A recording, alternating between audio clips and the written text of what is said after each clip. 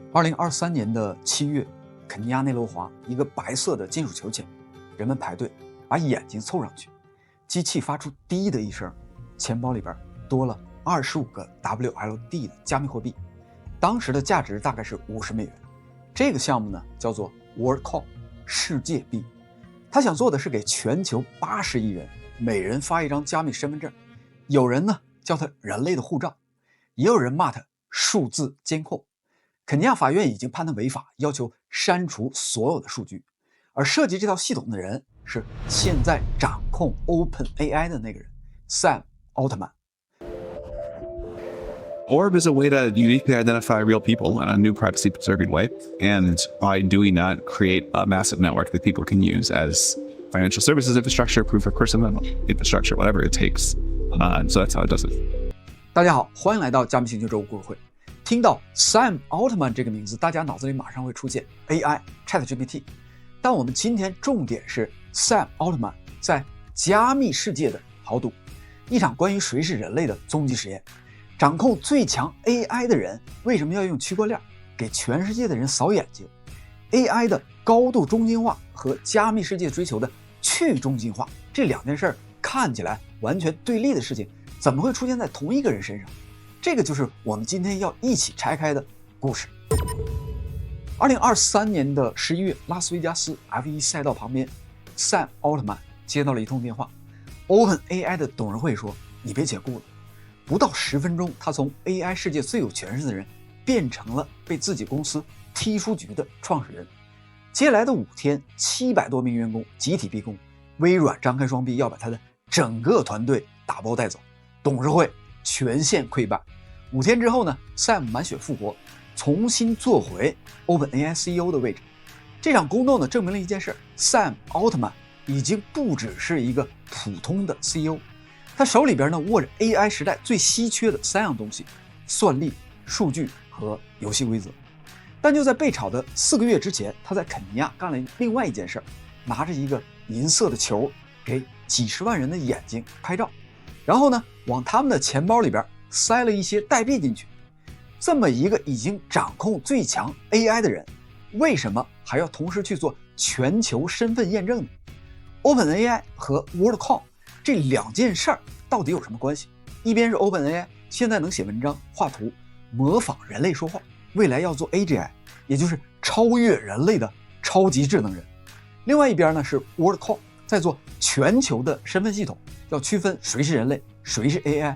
想象一下未来，如果 OpenAI 真的做出了 AGI， 这个 AGI 能完美的模仿人类，甚至比人还聪明。到那个时候，整个互联网会被 AI 生成的假账号、假内容彻底的给淹没。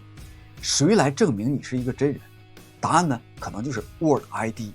如果各种平台都需要调用 World ID 来验证身份，那 Sam Altman 就同时握着2个开关，一个开关制造 AGI 超级智能人，另外一个开关定义谁是真人，谁是 AI。WorldCoin 有可能是 Sam 的远见。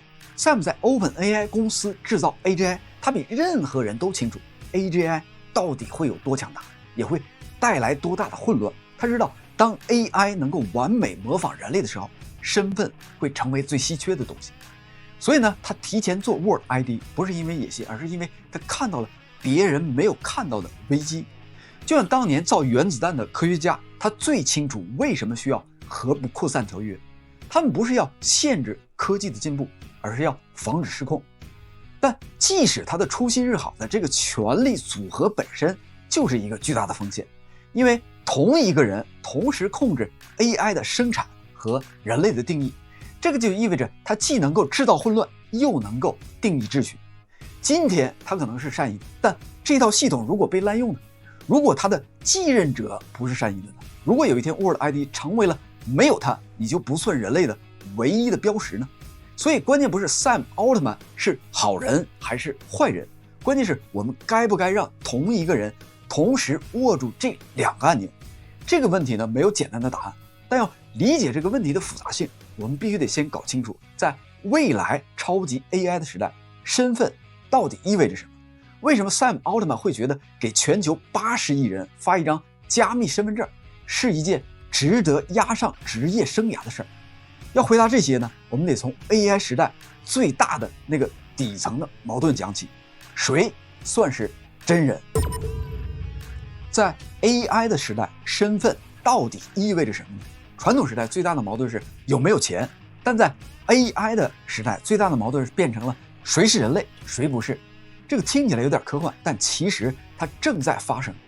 想象你现在用淘宝在亚马逊上买东西，以前呢，卖家、买家都是人，最多有点刷单。现在呢，你刷到的可能是 AI 写的评论， AI 生成的产品图， AI 当客服给你回复，甚至连卖家都可能是 AI 自动运营的店。从评论到客服，从内容到流量，整个平台都可能被 AI 所填满。这个世界呢，正在变成人类加上海量的 AI 账号混在一起的超级市场。那问题是，谁能证明我是一个活人，不是一台机器人？谁对 AI 的滥用有投票权和发言权？这个就是 Sam 奥特曼看到的未来，而且他看到的非常早。我们都知道 ChatGPT 是2022年底才火起来的， OpenAI 真正进入大众视野也就是这2-3年的事儿。但早在2019年那个时候， GPT-3 还没有发布，没有人知道大语言模型会这么猛的时候， Sam 奥特曼和他的另外2个合伙人，物理学博士 Alex Blania， 加密货币的早期信徒 Max Novostan 就已经坐在旧金山的一间办公室里边讨论这个问题了。他们创立了一家公司，叫做 Tools for Humanity， 并且启动了一个项目，就是现在的 WorldCoin。现在很多人以为 WorldCoin 是一个给全世界发钱的项目，但 WorldCoin 的核心从来就不是钱，而是 Proof of Personhood， 人类证明。在他们看来，传统互联网的账号系统、手机号、邮箱、身份证号，在 AI 的时代统统都不够用。为什么呢？第一，太容易伪造了，一个 AI 可以注册成千上万个手机号、邮箱，你根本就分不清楚。第二，太依赖国家和大公司了，你的身份是政府发的护照，是大公司的账号系统，如果政府不承认你，你就不存在；如果大公司封你号，你的数字身份就没有了。更要命的是，全球有11亿人没有任何的官方的身份证明，他们生活在战乱地区、贫民区、难民营，这些人呢，在传统的系统里边根本就不存在。那如果用区块链呢？熟悉加密世界的人应该都能够反应过来，这个不就是比特币当年做的事儿吗？比特币做的是什么呢？货币的全球统一，不需要央行发行，不需要政府的背书，不需要银行账户，只要你有私钥，你就能够在全球的任何一个地方转账、存储、交易。WorldCoin 要做的是同样的事儿，只不过呢，它要统一的不是货币，而是身份。一个不需要政府发护照，不需要大公司审核，不需要银行账户的身份系统，一个只要你能够证明你是一个独一无二的人，你就能够获得全球认可的数字身份。如果比特币是人类第一次在没有国家背书的情况下达成了全球货币的共识，那 WorldCoin 想做的就是人类第一次在没有国家背书的情况下达成全球身份的共识，这个就是 WorldCoin 的起点。我们都知道，比特币用算力和密码学实现了货币的全球共识。WorldCoin 要用什么来实现身份的全球共识呢？答案是3样东西：眼睛的虹膜、区块链、token。这3个东西缺一不可。而且如果你仔细看，会发现它们和比特币的逻辑惊人的相似。我们一个一个的来讲清楚。第一，为什么是眼睛的虹膜呢？比特币是怎么证明这笔钱是你的呢？是私钥。只要你有私钥，才能够花这笔钱。私钥是你在比特币世界里边唯一的证明。WorldCoin 要如何证明你是你呢？虹膜。在数字的世界里面，几乎所有东西都能够伪造，账号、手机号、人脸、Deepfake， 甚至声音。但有一样东西，到目前为止仍然是人类身份最可靠的密码：眼睛的虹膜。为什么呢？因为虹膜的独特性比指纹要高几百倍。每个人眼睛的虹膜有超过200个独立的特征点，即使是双胞胎，虹膜也完全不同。虹膜从出生以后就固定了，终身不变。这个就像比特币的私钥，全球唯一，无法伪造。而且 Orb 扫描你的虹膜以后，不会保存你的虹膜图像。想象一台碎纸机，你把一份文件丢进去，出来的是碎纸条，你能够用碎纸条确认这份文件已经处理过了，但你永远无法从碎纸条里边还原出原始的文件。Orb 呢，把虹膜的特征转换成一串不可逆的哈希值。注意，哈希值，这个就是比特币用的密码学。它知道你是一个独一无二的人，但不知道你是谁，长什么样，住在哪里。这和比特币地址的逻辑一模一样。第二，为什么必须要用区块链呢？有人会说，你生成了哈希值存到数据库不就行了？为什么非要上链呢？答案和比特币当年面对的问题也是一样的。如果 WorldCoin 把所有人的哈希值存在亚马逊的服务器里边，政府要求他交出数据怎么办？黑客攻破了服务器怎么办？公司倒闭了怎么办？这个不就是比特币要解决的问题吗？如果货币存在银行服务器上，银行倒闭怎么办？政府冻结账户怎么办？区块链的作用就是让这套系统不需要相信任何人。你的哈希值不是存在某个公司的服务器上，而是写在了全球成千上万个节点上。没有任何一个政府、公司，甚至Sam Altman本人能够篡改这些数据。这个就是去中心化的力量。比特币呢，用这套方法保护了你的钱 ，WorldCoin 想用这套方法来保护你的身份。第三，为什么要发加密货币，也就是 token 呢？比特币有一个天才的设计，挖矿奖励，矿工帮忙验证交易、维护网络，就能够获得比特币。这套激励机制让比特币的网络在没有任何公司、没有任何政府支持的情况下运行了10几年。WorldCoin 的 WLD 的代币用的是同样的逻辑。第一层，激励早期的用户。比特币早期矿工挖矿有奖励 ，WorldCoin 早期呢，让你把眼睛凑到陌生的金属球前面，你凭什么相信它？所以要给你 token， 补偿你的信任成本。这个是启动网络的第一步。第二层 UBI 的全球实验。Sam Altman 一直相信 AGI 的时代，大部分工作会消失，人类需要全民的基本保障。如果你证明你是一个独一无二的人，你就有权获得一份收入，不管你在哪一个国家，不管你做不做工作，这是以存在为基础的收入，而不是以劳动为基础的收入。而只有区块链再加上加密货币，才能够实现这种全球性的、无需银行的、无需政府批准的资金发放。第三层，网络效应。WLD 是治理代币，当有10亿人持有 WLD， 这10亿人就成为了一个全球数字身份网络的利益相关者。接入的应用越多，这个身份证就越有价值。这个不就是比特币网络的逻辑吗？用的人越多，网络越有价值。好了，红魔、区块链、token， 你会发现 WorldCoin 的整套设计就是把比特币去中心化共识的逻辑从货币的领域搬到了身份的领域。比特币证明了不需要央行，人类也能够达成货币的共识。WorldCoin 想证明不需要政府，人类也能达成身份共识。但理想是理想，现实走到哪里呢？让我们把镜头拉回到现实。2025年此时此刻， World ID 已经验证了超过2700万用户，覆盖160个国家。从2023年的100万到现在的2700万，2年的时间增长了27倍。再看真实的应用，累计调用次数已经超过1亿次。什么意思呢？相当于这个身份系统每1秒都在被验证超过3次。它已经从一个实验变成了一个繁忙的数字海关。从游戏到约会，从社交到支付，越来越多的平台开始介入，趋势非常明显。WorldCoin 正在往互联网的真人底层识别系统这个位置冲刺。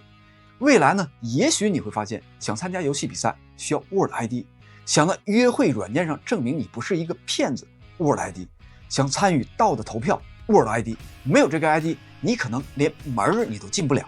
但一个无真人 ID 就被排除在外的系统的数字世界，这真的是我们想要的未来吗？要回答这个问题，我们得看看 Sam Altman 身上一个更深层的矛盾。OpenAI 是什么呢？一个集中算力、集中模型、集中数据的超级中心化的 AI 工厂。WorldCoin 又是什么呢？一个号称要像比特币一样用去中心化方式统一全球身份的系统。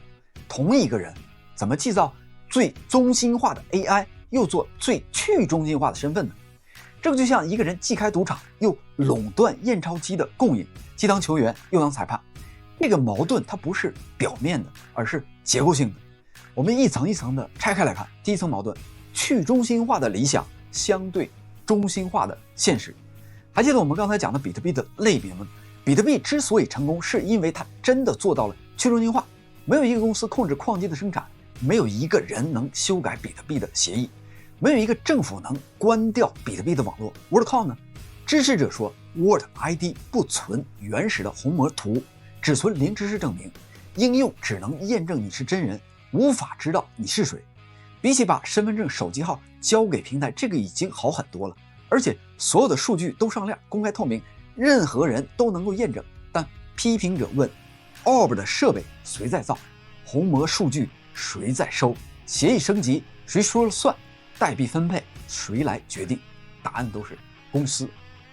这让人想起比特币早期的一个争议，当年中国的矿池一度控制了比特币50%以上的算力，很多人质疑这个还叫去中心化吗？但比特币挺过来了，因为协议本身是开放的，任何人都能够参与。WorldCoin 会不会也是这个样子？现在是中心化启动，未来会真正的去中心化，还是说这个系统从设计上就无法摆脱对 Orb 硬件、对公司团队的依赖？第二层矛盾是国家相对于网络国家。比特币挑战的是什么呢？央行对货币的垄断。WorldCoin 挑战的是什么呢？政府对身份的垄断。想象一下，30年以后，世界上有2种身份证，一种是你护照上的国籍，一种是 World ID， 哪一个更加重要？你在 Tinder 上约会用的不是某国的公民，而是 World 认证的真人；你在 YouTube 上发视频验证的不是国家身份证，而是 World ID。你领取 AI 时代的 UBI， 不是因为你是某个国家的公民，而是因为你在 World 网络里是一个独立的人类节点。这是不是已经非常接近网络国家的这个概念？国家控制地理的边界， World 控制数字的边界，所以多国的监管才会炸毛。欧洲多国开启调查，肯尼亚叫停，美国和很多国家的媒体学者质疑这是不是拿穷人来当小白鼠。第三层矛盾，谁来控制这个系统？这个是最致命的问题。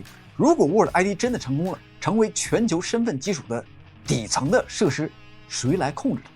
比特币的答案已经非常清楚了，没有人来控制。中本聪消失了，核心开发团队换了一茬又一茬，但比特币的网络照样运行，因为协议是开源的，矿工是分布的，任何人都能够参与。WorldCoin 的答案呢？现在的现实是 Orb 设备公司生产，数据收集公司团队负责，协议升级公司主导，代币分配公司说了算。批评者说这哪里去中心化了？ Sam Altman 说我们正在逐步的去中心化。问题是你什么时候去中心化？去中心化到底到什么程度？如果你一直不去中心化，谁能够阻止你？这个就是 Sam Altman 身上的最大的张力。他一边呢掌握着最中心化的 AI 的力量，一边试图建立一个号称去中心化的身份系统。就像那个既开赌场又卖验钞机的人，你永远也不知道他是在保护你还是在控制你。但更可怕的是，如果未来 OpenAI 的 AGI 需要调用 World ID 来区分谁是人类谁是 AI， 那么 Sam Altman 是否同时掌握了定义人类和创造超级智能这2种至高的权利呢？定义人类加上创造超级的智能，会不会等于数字时代的政教合一呢？这个问题呢太大了，没有人能够给出确定的答案。但我们可以做2个极端的推演：如果它成功了会怎么样？如果它失败了又会怎么样？让我们先来看成功的版本，纯理想的状态，不代表推荐，只是脑洞大开。想象一下，如果 WorldCoin 真的像比特币一样成功了，比特币成功意味着什么呢？意味着全球有几亿人在没有央行、没有政府背书的情况下达成了货币的共识。你在德国挖的比特币可以在纽约花，你在阿根廷持有的比特币不会因为政府换届就归零了。比特币变成了全球货币的底层存储资产。那如果 WorldCoin 成功呢？意味着全球几十亿人在没有政府发护照的情况下达成了身份的共识。你在肯尼亚扫描的虹膜在全世界都能够证明你是一个独一无二的真人。你在叙利亚难民营获得的 World ID 可以在任何平台上验证身份，领取 UBI。 WorldCoin 变成了一个全球身份的底层，具体会是怎么样呢？30年之后，2065年 AGI 已经变成了像手机一样的基础设施，各种的 AI 代理都在帮你写代码、谈判工资、管理投资、刷副业。很多的工作直接被 AI 取代了，但社会总产出增加了10几倍，或者是几十倍。问题是这些财富怎么分配呢？传统的分配方式是工资、社保、失业金，这些都是基于国籍和劳动。但在 AI 的时代呢，这两个基础全都崩了。国籍，互联网上的你和护照上的国籍有什么关系呢？劳动 AI 干活，你凭什么拿钱呢？这个时候，一个新的分配标准就出现了：你是不是一个被验证的独一无二的人类？想象一下，2065年的某一个早上，你打开手机 ，AI 管家跟你说：“主人，你本月的 AI 分红到账3000的 WLD 代币，相当于2000美元，这是您作为认证人类的基本收入。”但你的邻居收不到，因为他拒绝扫描虹膜，系统无法确认他是唯一的人类。他可能用了别人的 Word ID， 可能根本就没有 Word ID， 也可能是一个 AI 假冒的账号，系统不知道，所以不发钱。Word ID 变成了类似人类俱乐部会员卡，只有真人可以领取 AI 的分红，只有真人可以参与关键的治理投票，只有真人账号 AI 才会接受你的紧急刹车的指令。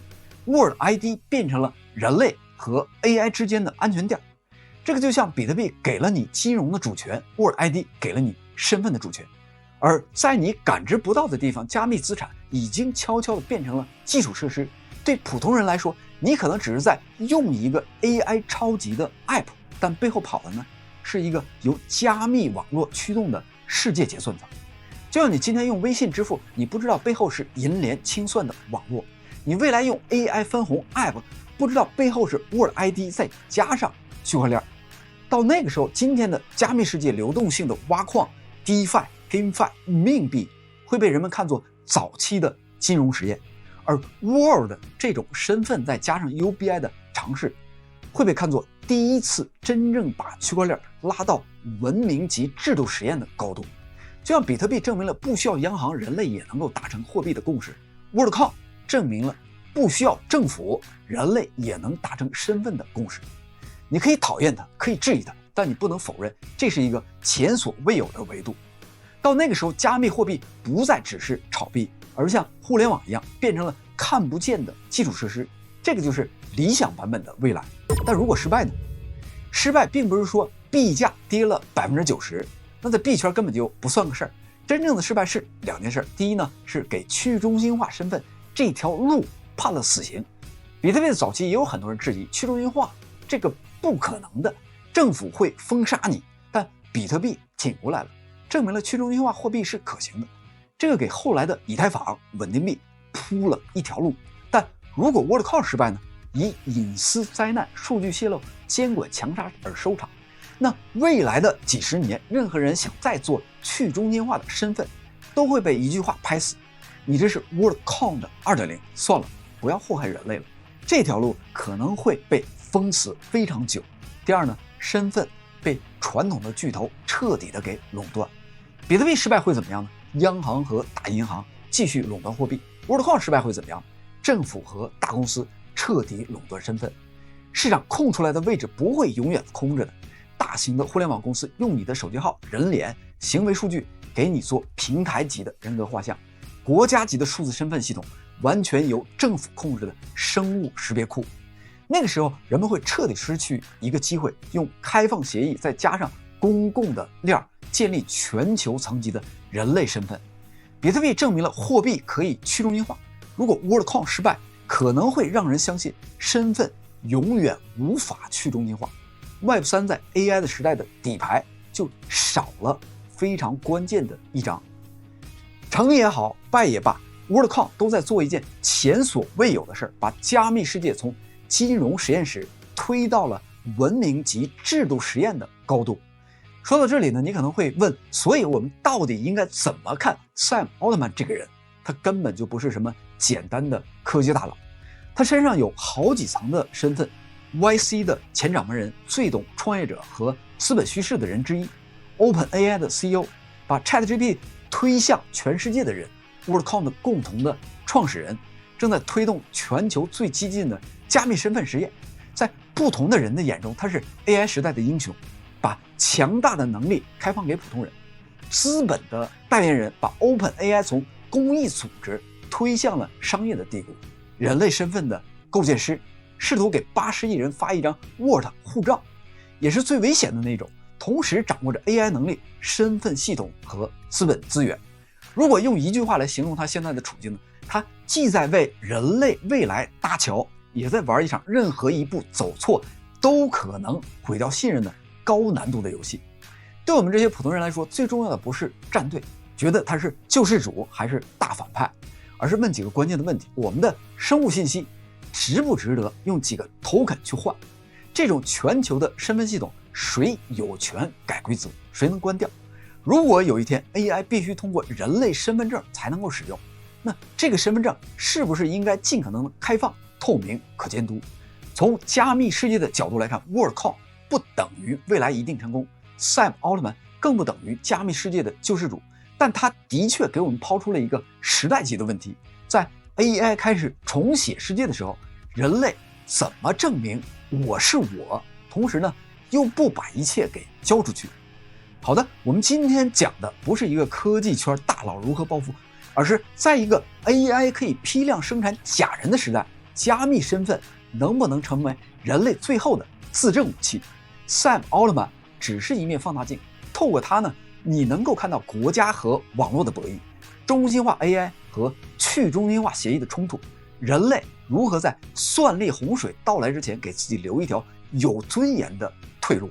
所以这个不只是 Sam Altman 的故事，也不只是加密行业的故事，这是我们每一个人即将面对的选择。在数字世界里边，你愿意用多少的隐私和自由权去交换多少的便利和财富？你的答案或许正在悄悄地塑造未来。好了，今天的加密故事会就到这里，有一点绕，所以如果你觉得有收获，记得点赞、订阅、转发，也欢迎加入我们的 Discord 社区吃瓜群众自治社，入口在外网频道的主页。我们下期再见，谢谢，再见。